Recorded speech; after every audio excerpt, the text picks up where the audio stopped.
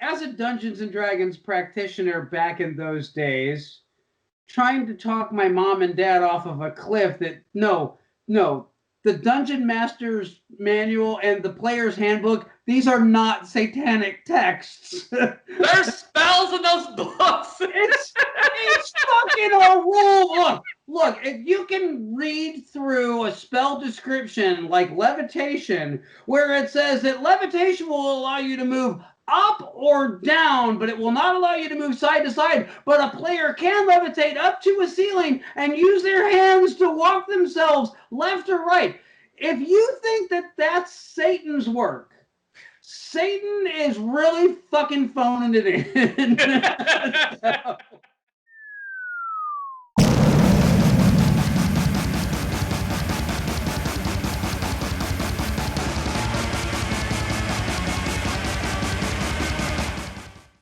He's Tony. I'm Mike. We're here to watch the world burn. In this episode, we're reviewing 1996's Kids in the Hall, Brain Candy. This movie was filmed in Toronto. It was directed by Kelly Macon. Was written by the Kids in the Hall, all except for Dave Foley. Dave Foley was filming news radio at that time. But he was in the movie. So the movie stars the Kids in the Hall, who are, this is a long list, guys. Mark McKinney as Don Rohrer, who is the head of Rohrer. That's just the name of the company, the big pharmaceutical company. Yep, thank you. He also plays the cabbie. Gunther, who's one of the scientists that works on the drug. Nina Bedford, who is a talk show host. Melanie, who is the teen girl in the Grievo concerts. And the drill sergeant. Oh, yes, sir! We push-ups all day long. Dave Foley stars as Marv, who is Don Rohter's assistant. As Wally's therapist. And he also stars as Raymond Horticourt, who is the son of Mrs. Horticourt, who is the first trial subject for the drug. Bruce McCullough as Alice, who is also one of the assistants for the creation of the drug. Cisco, who is I want to say called the head marketing guy. Sure. Product development guy, whatever you want to call it, for Rohrer. Cancer Boy, arguably probably my favorite character on here. Grievo, also probably my favorite character, so it's a toss-up. The Worm Pill Scientist, Cop Number 2, and the White Trash Man. We have Kevin McDonald as Dr. Chris Cooper, who actually invents the drug. He also plays Doreen, who is Wally's wife. He also plays his own dad, Chris's dad. And then we have Scott Thompson, who plays Mrs. Horticourt, who is, again, the lady who tries the drug first. Wally Terazinski, who is our homosexual man in denial. You want to turn into the plot? Kids in the Hall was a long-running HBO show, and it was intentional. Also on Comedy Central too, because that's where I seen it at. I didn't even know it was on HBO till you said it was on HBO. Yeah, it was on HBO. Comedy Central. It was very adult humor, and this was back when, I mean, like, literally they were going out of their way to be as subversive as possible. They were very in your face about a lot of things. And they developed a big cult following. And I bring this up because the show was very successful. It ran for several years before they got to do this movie. We could find no budget information about this movie. And the only thing that we did find out about it is that it had a domestic take of like 2.3 million. Somewhere around there. And a worldwide of just like 2.6 or something. Yeah. Something so this movie did not, based on the fact that we have no idea what it cost to make this film. And I mean, honestly, I'm assuming this was a $5 to $10 million film for them to make, somewhere in that ballpark. Every actor plays multiple characters, and it's all the core Kids in the Hall cast. There's no like big name cameos or anything like that. So There is the Brendan Kids in the Fraser Hall in the got movie. to what? Brendan Fraser's in it. Yes, for Of course, what, 2 scenes? 2 or 3 scenes, very short, very brief, and it's like the beginnings of his career too.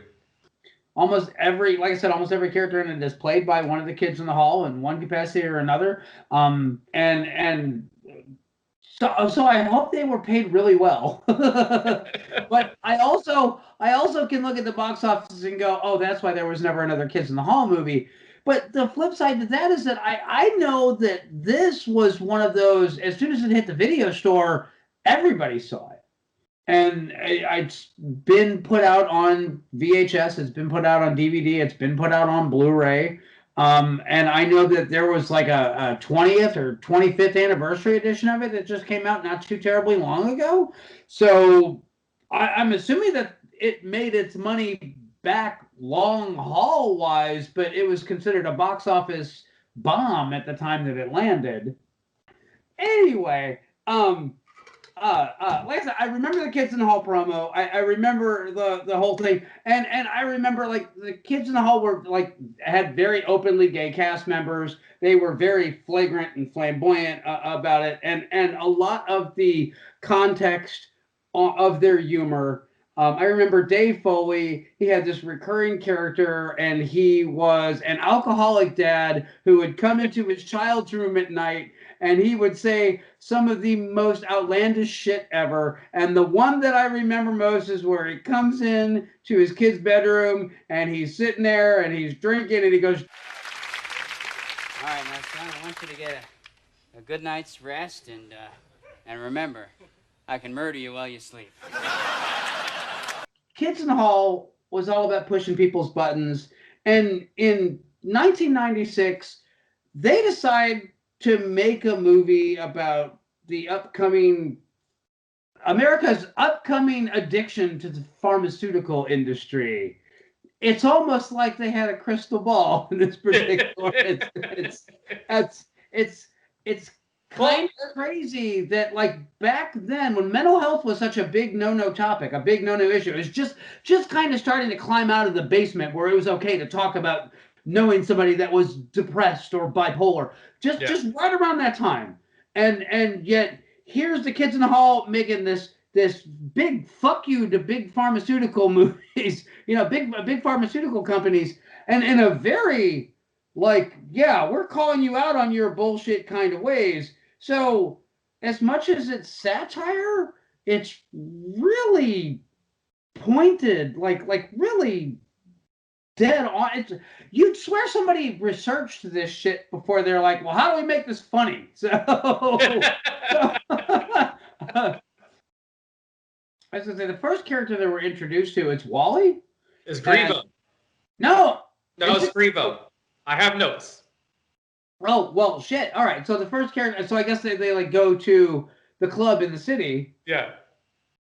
And they're playing that sweet guitar riff. and like they're just playing it over and over again, and they're waiting for him to come out.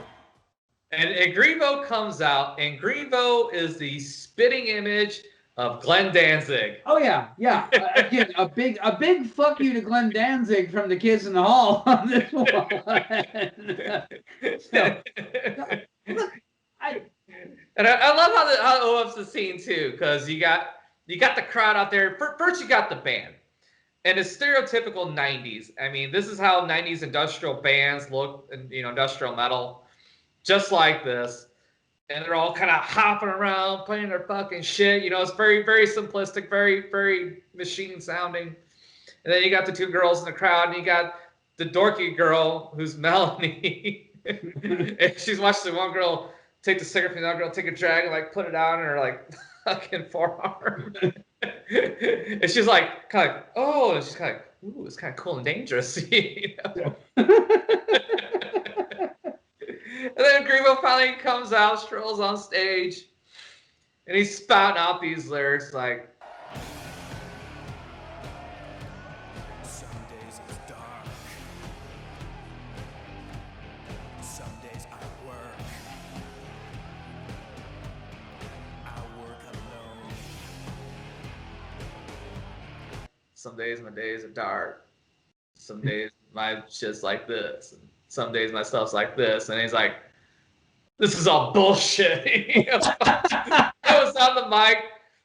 The whole thing just flies right over the crowd. They just think it's part of the fucking act. Like, woo, yeah, it's bullshit. It perfectly captures that moment in time because like nowadays, like pop artists are all about the flex. Like, look at my sweet ride and look at my sweet car and look at my sweet duds and Gucci gang, Gucci gang, Gucci gang. A little pump. That's where we're gonna get a YouTube strike. Because fuck that song. But anyway, So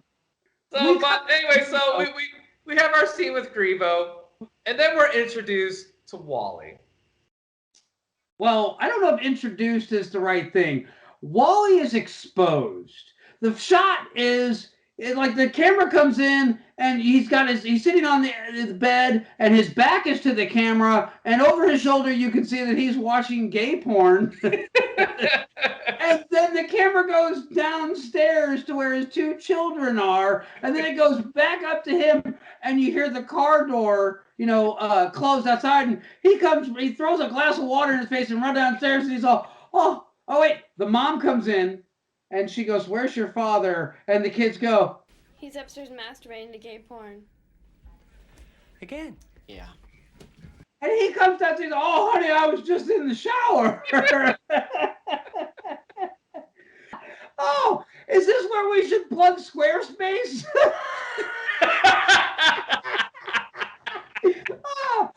Fuck them, they're not sponsoring us. And while you're watching gay porn and masturbating and trying to hide the dirty sock, why don't you check out Skillshare? Anyway. After that, we're introduced to Dr. Cooper, who is working on a drug to cure depression, and he stumbles upon something, and they do a quick synthesis of the drug, and they give it to Mrs. Herdicure. Yeah. And they explain, what's going to happen. Okay, we're going to give you this pill, and it's going to have you relive your happiest memory. So they give her a pill, and then we're revealed her happiest memory. Coming. Merry Christmas. Oh, that's all right. Yeah, sorry we're a few hours late there, Mom, but you know how the kids hate old people. Oh, well, that's all right as long as we're all together now, eh? Yeah, that's the important thing. So how's your health there, Mom? You doing okay? Oh, good. Just a touch of the sciatic. Oh, well, there. So here, Dad's dead. Yeah. Hey, is that eggnog? Oh, yeah, go have yourself a glass. I'm gonna go check on the bird. I thought we'd have yams this year. And we got ourselves a butterball. Remember last year was so dry. And Verna Breen said that they're the best. Gotta go. Oh. Come on, kids, in the car. Come on, let's go. Yeah, sorry, Mom, we gotta go, You're off. But hey, you got that gift for my mom? Oh, yeah. Merry Christmas, Mother Herdicure. Oh! Come on. Nice. I wonder what that is. The harmonica. Well, see you next year. Oh, that was lovely. Like, how fucking sad is that? When that's your fondest memory. I love the fact that it is all shot in real time. It's one continuous take. And you see it all. That was like a masterpiece of orchestration on that. And it is so loaded. It's one of those scenes where you're gonna have to like pause it and rewind it and watch it again because there's so much funny shit happening so fast that if you're not laughing at the end of this scene, the problem is not the film, it's you. So True. That is a true statement. So it's a successful test. So then we cut to Don, who's coming back from a meeting with the board of directors. The stock isn't doing well, and they need a new hit. They need to hit bad. And naturally, the best way to get a new wonder drug that's going to sell and lift the stock price up is to cut R&D by 60%. So that's always the best approach. Yeah. And So word gets down to the labs that they're cutting shit out. People are gonna lose their fucking jobs, and people are freaking the fuck out. there's like literally, pandemonium going on as like the camera is going through and people are running everywhere and trying to cover it. And we get to see, some of the people that get cut. Some of it's funny, some of it not so much. One of the funnier parts is the guy who's trying to save his job, and he says that he's created, they're like, well, what have you got for us? And he's like, well, exactly they're like stummies. And the twist And is, he's like, but they're bigger. It's a much bigger. Okay, go on. Are there any side effects? This sounds promising. He's like, well, have there been any flipper babies? Well,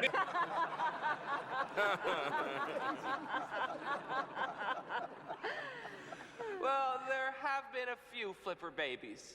Flipper babies was a real thing, and the reason because the thalidomide kids, the ones that had the birth defect, they literally had like almost no arms, and like their hands were like they didn't develop properly, so they like look like Flippers. flippers, and that's where the phrase flipper babies came from. Basically, they were human walruses. I don't know. I'm sorry, it's not funny, but it's funny. It's not funny, but it's fucking hilarious. So, look. So, anyways, Don't judge me. so Marv, the assistant, goes down and grabs Chris. So then Chris finally gets up there. He's in the conference room. And they've had one successful test with their drug. Yeah. They don't know if there's going to be any side effects. He asks him what he's working on. Dr. Cooper knows, like, if he doesn't play his cards right, that he's going to wind up getting his whole team laid off. And he's kind of, I don't want to say romantically involved because they haven't taken that step yet, but he's romantically inclined towards somebody that's on his staff. He has such deep, heartfelt feelings for her. And he keeps having flashes to the idea that his staff is going to get laid off. So he stretches the truth a little bit, but when he's really put to the point, he literally says, like, well, the drug needs more testing. And he's like, well, is it ready to go or isn't it ready to go? And he's like, I guess it's ready to go. And he has this look on his face. Again, this is a big fuck you to the pharmaceutical industry in this movie, but he's basically saying that he doesn't feel it's ready to go, but he's being pressured to say that it is. Yeah. So he goes downstairs to his staff, and he's like, hey, we're not getting cut. We all still have our jobs. Let's go celebrate. And what follows is the saddest excuse for a good time I have ever seen in my life. And I work in IT, so... but... It like... I don't know how to feel about that. There's all they go to a tiki bar, which where do you even find a tiki bar at 1996? Because they were like way past their expiration date at this point. But again, Dr. Cooper has his near miss with his lovely co-doctor Alice. What the fuck is her name? Alice? Alice. So yes. So there's obviously some sexual tension and chemistry there, but they're just too intellectual to let shit fly and let stuff happen. So anyway. So while they're there, Chris reveals why he wants to create a cure for depression. And so there's a flashback to Chris as a young boy in the front yard fixing his bicycle, and here comes his dad, who's also played by Kevin McDonald. And he walks up with his briefcase. He's got his suit on. He looks like your stereotypical businessman from like the 70s. And hey, son, did you do the dishes? Yeah, good. Son, did you sweep under the refrigerator? Yeah, good. What about the gun? Did you give the gun a good cleaning? Yep. Good boy. He goes into the house. You hear the bang. He's like, ah, my foot. You hear another bang. Ah, my other foot. And then Chris says, 2 hours later, my dad finally hit a vital organ. Oh, So good. that's why he wants to find a cure for depression. So, oh, So let's see here. What's next? Oh, so the next day, they bring Chris back up, where they were introduced to Cisco. yes, the marketing douche nozzle. Yes. Take it away. And he's there. He's obviously Don, CEO of the company. He loves Cisco. Cisco is the sales douche that the board just loves. This is the man that they hold in the highest regard because he's the one that moves product. Yeah, That's he's cool. He's hip. Yeah. Well, yes. He's not, but he thinks he is, and he sells it like he is. So therefore, everybody there is like, yeah, sure, let's go with that. He's a cool one. Anyway, it's perfectly portrayed, and it's kind of scary. But he's there to tell us this wonderful story how he is driving his $65,000 sports car. $65,000 sports car, and he accidentally hits a bird.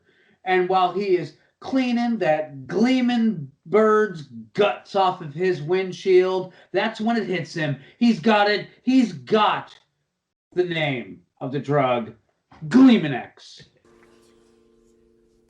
Gleaminex makes it feel like it's 72 degrees in your head all the time.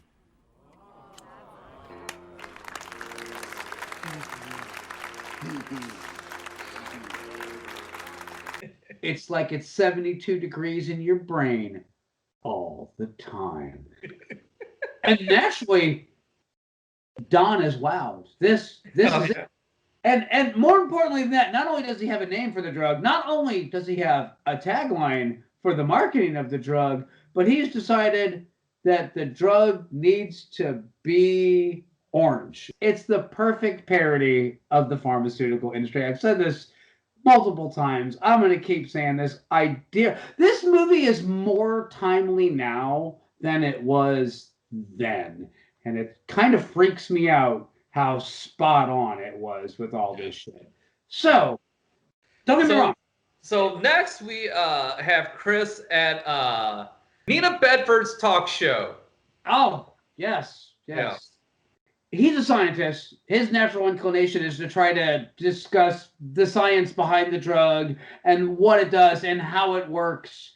And the audience really isn't so interested in that. What they would like to know is, does he have a girlfriend and does he know that he looks like a young Tom Jones and they're going to do a fashion makeover.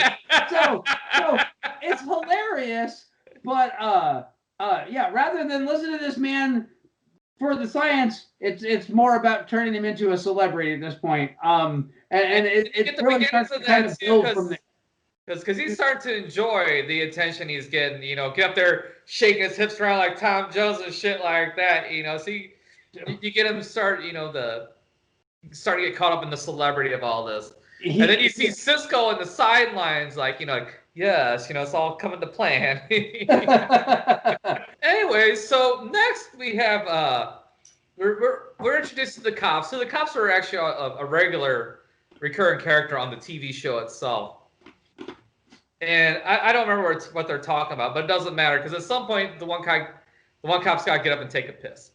So he gets out of the car, and they're at a rest stop, and so he walks to the rest stop, flips on the light, and so he's like, "Hey asshole, turn off the light!" And then he sees like, "Oh fuck, it's the cops!" And all these men start running out of this the rest stop bathroom, and they're trying to catch somebody and. They're all evading them, and then Wally finally walks out.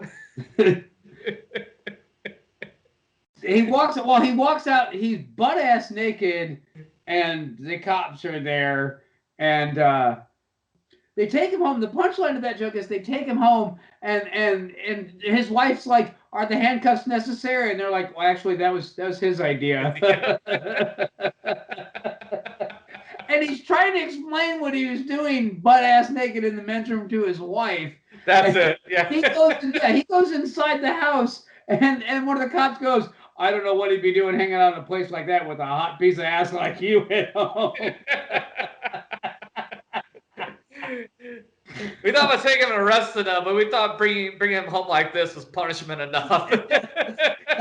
Yes. Oh, so fucking funny. It's so good. And then is he at his therapist right after that? Is that the next scene after that? What's that? Is he at his therapist the next scene after that? No. Next we have Grievo. Oh, that's right. We have Grievo coming back out. And it's the exact same scene as from before. You know, everybody's in the club, same band, playing the same riff. And this time, Grievo comes out, and he stops the band. He's like, "Hold that. I want to talk about drugs." Heroin! No, not heroin. Speed! No, not speed. Hashish! No, not even hashish. Horse tranquilizers? No, not horse tranquilizers. I just heard about this new drug that makes you happy. I just want to say, fuck happy! Mic over. Everybody cheers. Woo! Grievo! The marketing of corporately approved angst. It's so 90s. It's so hip. It's so now. So then we go to Wally, who's at his therapist's. Nope, not yet. No, not yet. What? Not yet. We have the results come in from the sales of the drug, and it's a huge success. Oh, they It's beat bigger than penicillin. You son of a bitch! You had me there. You had me. Oh, I'm glad you're pleased, Don. So good. Oh. Now can I talk about it? Yes. All right. So Wally goes to his therapist, and he's trying to explain what he was doing in that men's room, butt ass naked. And when his doctor is asking him probing questions so that he can explore the inner turmoil, his response is, "Well, why were you grabbing his buttocks?" "Well, the floor was slippery. I didn't want him to fall." and the therapist finally just goes, "Look, you did it because you're gay." Uh-huh. You are gay. You are gay. You are a homosexual. Mm-hmm. The opposite of straight. You're gay. Mm-hmm. I know it. Your family knows it. Dogs know it. Everyone seems to know it except you. His doctor prescribes him Gleamanex, and he gets his pill, and he takes it. And we finally get to see the happiest moment in Wally's life. And I'm not going to say shit. I just want you to put that clip right here.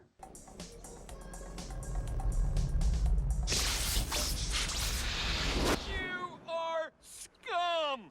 Do you hear me, soldier? Yes, sir! Do you know what we are going to do today? No, sir! Well, we are going to be doing push-ups all day. You and me, all day. Do you think that's funny, soldier? No, sir! Well, then you will be doing those push-ups with me lying on your back. You are going to discover muscles you never knew you had. Big muscles. Hard muscles. Oh, yes, sir! And this was his happiest moment. And then we have his coming out song. Yes, yeah. Well, see, this is one of the jokes in the movie. Like, 85% of this movie is fucking gold. This is the one thing that it's this whole like I'm gay, musical number where he's walking down the street and he keeps going up to his neighbors and he's going, "I'm gay," and He's they're gay. like, yeah, and it's very forced. It's forced. not gel with like how I don't want to say grounded. This movie's a specific kind of fucking absurd, and this scene does not fit into that. This whole thing, it would have been funnier, and it's not that I have a problem with the musical number. It's not any of that at all. It's the fact like the neighbors are like somersaulting in, and there's like dance moves and a whole choreographed. What would have been funnier is that he takes the pill, he realizes that he's gay, and he's going down the street and he's singing and dancing, and he's like, "I'm gay," and their neighbors are like, duh." So then we have the corporate party celebrating the success of Gleaming X. And this is where Chris is introduced to Cancer Boy.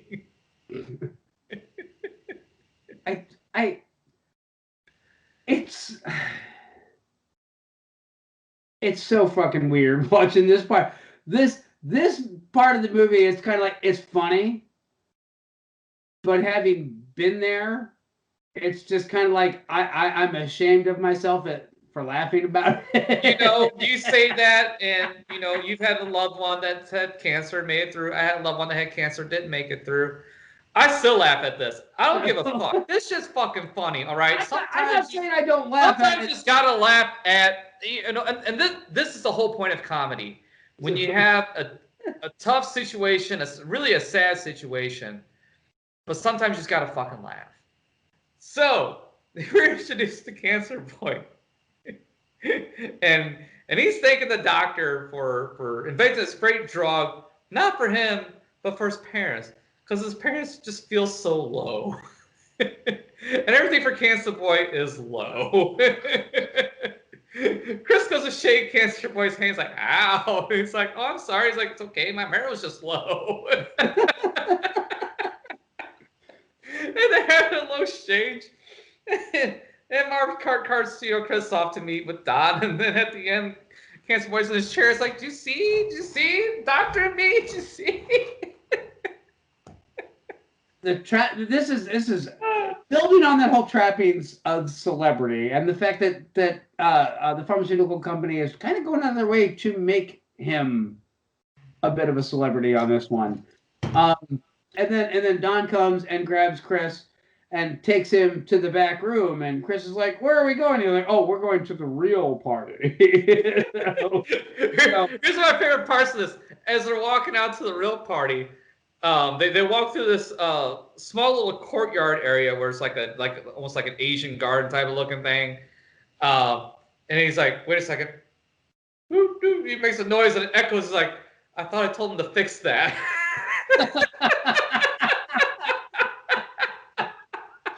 So the next day after the party, you see Chris and Cisco talking, and you can see the celebrities starting to go to Chris's head. Because they're going to introduce Gleaming X to dogs, because dogs get depressed apparently, and they're showing Chris dogs like, well, you know, I don't know, I'm looking for something more like this, not this, and hey, honey, while you're over there, can you refill my coffee for me? Thank you. You know, he's like really douching it up. My tap is Luke. Lukewarm, Chris? No, Luke Skywalker, you fucking inbred. So beyond the pale. It's so whacked out. So. It's Kiss in the Hall, and it's glorious. Go ahead. Yeah, go ahead. I'm sorry. I've got the giggles, and if I start talking, I'm just gonna sit here like an idiot giggling. So we have Grievo again coming out, and it's the same thing as usual. The industrial setting, the band. He comes out, stops the band, and he's like, I wrote this in the park today, and he's got his acoustic guitar. And he started breaking into the song called Happiness Pie. And then you see the video for Happiness Pie, and it's a bunch of people in this giant inflatable pool that looks like a thing of custard. And you got the cops in there, and everybody's dressed in this like the slick plastic, and then Grievo's got his pink little plastic thing, and you can see his nipples for whatever reason.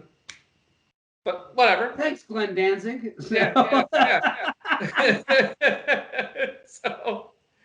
so at the end of Happiness Pie, we cut to the stage for the end, and this award goes to Grievo for Happiness Pie. So he gets his Grammy for Happiness Pie, which is fucking funny.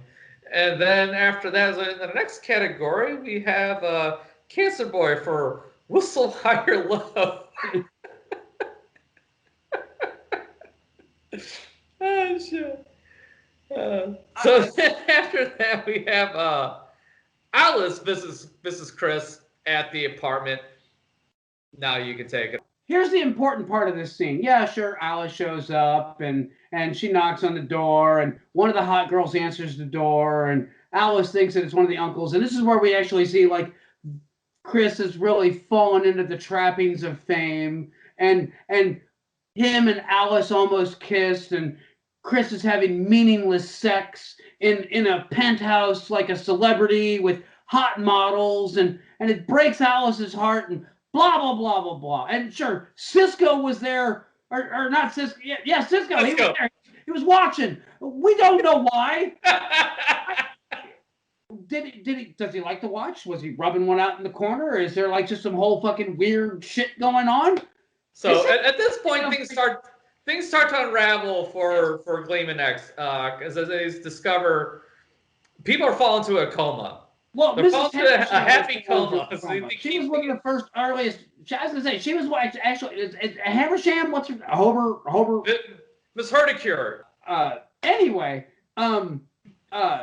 what they discovered, like, she was the very first test subject. She was the first person to take the medication, and she is the first one to fall into a coma. And Chris, Dr. Cooper, he was afraid of this, that they did not do enough testing, that they rushed the drug to market, that there could be horrible outfall from this. And by damn it, he's going to go to the media. Am I ahead of myself, or am I right on track here? I don't remember. But he's going to go to the media. And so he invites the media, and he goes to his press conference where he's gonna bust it wide open, man. He is gonna expose the pharmaceutical industry for the complete frauds that they are, that it's unsafe and that people shouldn't be taking it. And he has a guy from a college radio station, somebody from Guns and Ammo, and a reporter from Teen Beat magazine there cover the story. And he's a trooper about it. He's like, I guess that, you know what, these are the people that are going to help get the story out. And then Dave Foley comes in, or is it Dave Foley that comes in and says the real press conference is over here? So he's like, yeah, the real press conference is over here, and they bring him into it, and there's Mrs. Havisham, and she's up on stage, and there's her douchey son and her douchey daughter-in-law, and what has happened is that the pharmaceutical company has decided that they are going to create a state-of-the-art facility for the ongoing care of any of the patients that have been affected by the side effects of Clemenex, and they're going to give every one of the families $10,000. And this is their solution to it. They don't want to stop selling Clemenex, but they want you to know that they're going to take care of you if something terrible does happen, because pharmaceutical companies are really, they're just all about making people happy and making sure that things are, they're not about billions of dollars in profits. No. They're looking out for you. They're looking out for your well-being. Yes, they are ethically and morally completely your friend in a little bottle. And they're blue. Fuck, I almost said it with a straight face. But anyway, so Chris, Dr. Cooper is all like, well, you know, if it's so safe, why don't you take the drug, Don? And Don's like, of course, I'll take the pill. So he hands it to his assistant, Marv, and says, take the pill, Marv. And Marv takes the pill because Marv is a yes man. Yes, he is. And that's that. So he takes the pill, and we get to see Marv's happiest moment. We find out that Marv's happiest moment is when asked to fetch a coffee for Don, he had one of his coworkers take a big lemony steaming piss right in it. He has a lemon twist to the coffee. Where's my coffee? He's like, coming right up, Don. And that is the happy memory that we like to think about. But so anyway, we cut back to Don. Don is like, now it's your turn, Dr. Cooper. You're going to need to take the pill. And he has people like pinching his nose and trying to get him to open his mouth. And he puts the pill in there and he's like, ha, you've taken the pill. And I don't know, I think he kicks Don, or he does something to Don. So Don screams in pain. Yes. And then Chris, and he spits the pill into Don's mouth. And that's when we get to see Don's happiest moment, which is when Marv brings him a piping hot cup of coffee and he takes that first refreshing sip and he says, you know, it's really about the little things. So then Don has like a psychedelic freak out in front of the media and everybody. He's like, hippie trippy with the stuff. And that's kind of the end of Gleeman X. Yeah. And almost the end of the story, except for we have the team now in another lab working on a cure for Gleeman X. Well, I was going to say it's the exact inverse. Earlier in the movie, they described Gleeman X as a drug that's designed to chemically reach into your brain and chemically trigger your happiest memory and then make you hang on to that happiest memory. They are doing the exact inverse of this in the sewers, in their underground lair, and they are getting a drug that goes and finds your unhappiest memory. And I guess the idea here is that they're going to snap people out of their comas by triggering their unhappiest memory. And so they have Mrs. Haversham down there, and they give her the pill, and she takes it, and we get to see Mrs. Haversham's unhappiest memory, and it involves her and a young child at a park and a very large quantity of helium balloons that were given as a gift that caused one of her grandchildren to float away. And really, it's kind of a prequel to Up, if you think about it. And so she snaps out of her Gleeman X coma, but now she has this horrible memory she's living over and over. And then the team are like, "Woo, it's a success!" Here's the question that I got, and I realize I'm being nitpicky, but this is why we're here.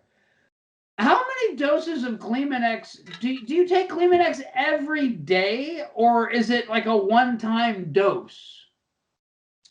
I'm going to assume it's something you take multiple days because they're bottling it. They show them bottling it. So now that being said, when you take, like, I don't know, whatever the opposite of Gluminex, let's call it Gluminex. Okay. When you take Gluminex to snap you out of your Gleeman-X, coma, do you have to just take it once, or do you have to take it every day? Are you cured? Is my question. So ask the kids in the hall. I got nothing for you. All right. Look. I realize it's a comedy. I realize that it's supposed to be a satire and a critique of the pharmaceutical industry and America's obsession with quick fixes for complex problems. And I respect and appreciate everything this is about. But then, like, the nerd side of me that goes, oh, that's Nicole DeBoer, Ezra Dax from season 7 of Deep Space Nine. That's the same side that goes, well, exactly what's the dosage on that medication, and how often do you have to take it? So I'm sorry, but save that geeky shit for when we review fucking Star Trek. That being said, I love everything about this movie. I love, like, they amped up the subversion, but this is one of those movies that, like, I literally think it was a little too ahead of its time, because this was like the peak of grunge culture, and like they were saying fuck you to that. They were saying, fuck you to the pharmaceutical industry. They were saying fuck you to, like, the corporate marketing of all this kind of shit. it's a very like the fact that they have a main character in this movie that is openly gay and he's not like shamed or talked shit about, and they're not what about the morality of it? Oh, he could get HIV hanging out in those men's bathrooms having anonymous sex.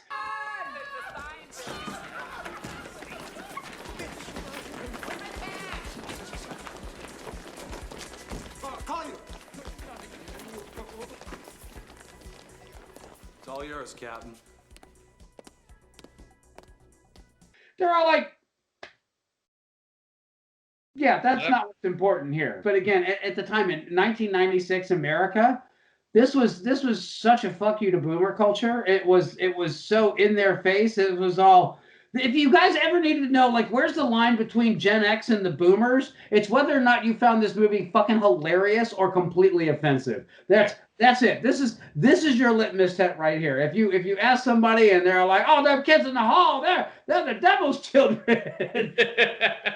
They're a boomer. This movie is a classic. This is a movie that has gotten better with age. It's actually probably even more relevant now than it was when it came out.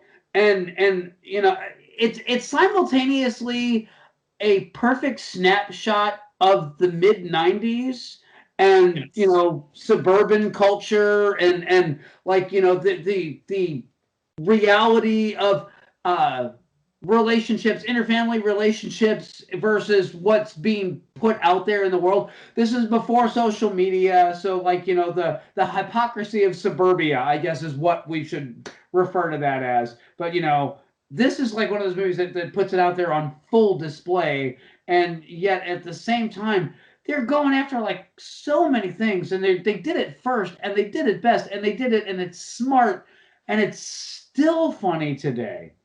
And like I'm watching this movie so that we can do this review, and Jordan came in and sat down, and Jordan's 20. He had no fucking idea who the kids in the hall were. He'd never seen this movie before, and he sat down and watched the whole movie, and he was laughing like an idiot the whole time.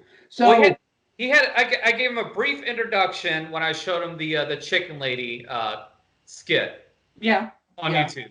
So I mean, the kids in the hall have several particular brands, flavors, if you will, of comedy, and Chicken Lady is one. And don't get me wrong, it's funny.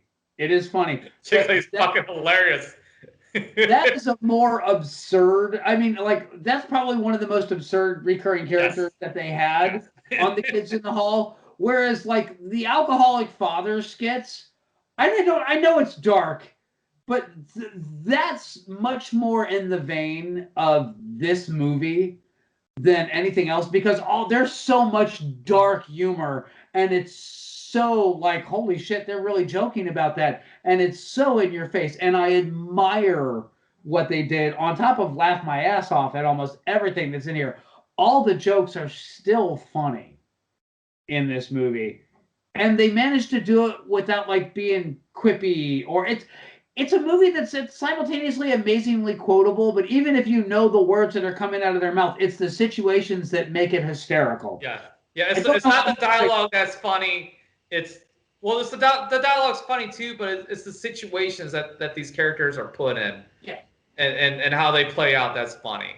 And again, like no idea what the budget was on this film, but literally every major role is one of the kids.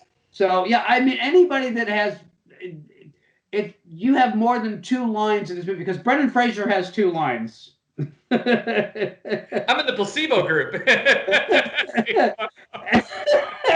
He has 2 lines.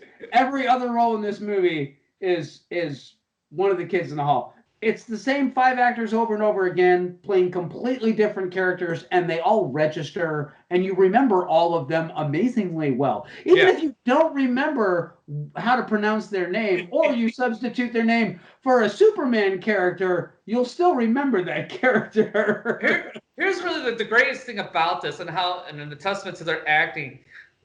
When you see them and you know who they are, you don't think about them as like, oh, that's Dave Foley. It's just like, oh no, that's Marv. Oh, hey, there's a therapist. Oh, that's Don. You don't think of them as as the actor, you think of him as that character, even though there's multiples of them, which is Yes. fucking great. It's like Monty Python. Anytime you see a Monty Python movie, it's the same thing. They're playing multiple characters. If you don't look at them and think, oh, there's John Cleese or fucking Eric Idle or whoever, you just see, oh, that's that character. I recommend it. You recommend it. Is there any other things like this that we can recommend? All these are I really like this out there. I expected you to ask me about recommendations, and like literally, I'm like, I racked my brain about this one, and it's kind of like this is one of those movies that it really stands alone because none of the Saturday Night Live movies are anywhere near as smart or funny or subversive as this one, and they're certainly not as timeless as this one is. So yeah, the closest Saturday Night Live ever came was the Blues Brothers, and it's apples and oranges. It's not even close. But I'm just saying, as far as like a comedy troupe doing a movie, a movie, and it's not even a Saturday Night Live comedy troupe. It's just Dan Aykroyd and John Belushi. So I think you're right. I think this stands alone. I don't think there's anything else you can really that's close enough to it. I mean, I have other comedies that I love, dated or not. But I like I said, I racked my brain about, well, what movie would you recommend if somebody did this? And I'm like, well, you fucking hit play and watch the movie again. Well, I guess I actually answered it myself. Is if you like the absurd shit like this, Monty Python. I think if you dig this, you'll dig Holy Grail. You'll dig Life of Brian. Yeah. Maybe go that route. Yeah, that's. I think this is a good gateway into Monty Python. If you dig this, you can go back and watch Holy Grail. I have to. That's and I have to say, there's the meaning of life, but at the same time, it's like I love Monty Python and I really appreciate their sense of humor and but. I don't know. This was just such a fresh take. This should have been the kickoff to them getting to make like a movie every other year for like the next 10, 15 years. Why this one didn't land, I don't know. I really don't. I can only assume that it was an expensive movie to make and did not make its money back, or alternatively, it was so controversial and they got a lot of bad press, or it got beat up on by the critics at that particular time. That's the only thing I could think of. But again, finding information about this film when it released, it's really like weird. It's almost like they're trying to hide some stuff about it. I vaguely remember there being controversy about The Kids in the Hall in general, but nothing specific I remember about this particular movie's release.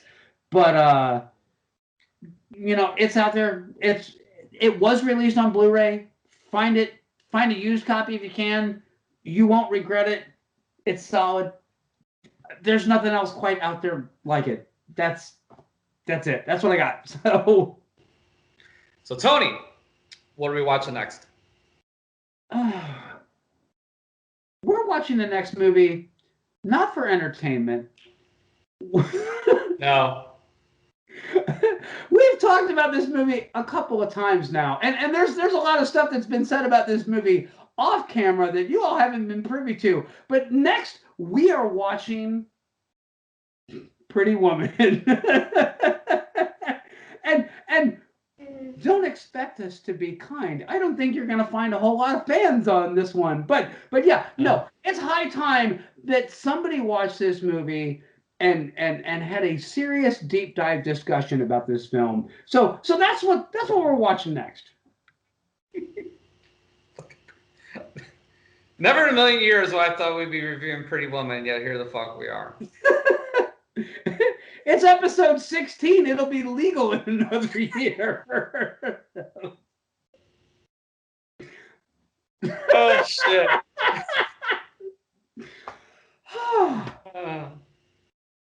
So, anyways, see you next time.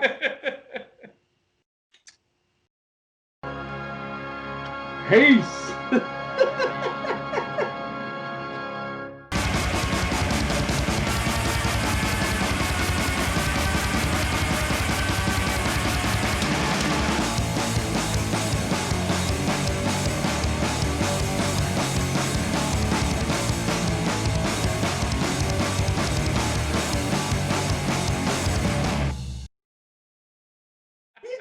fucking trying. Look, I love the game, but the player's handbook's a dry fucking read. It's like reading 120 pages of stereo instructions.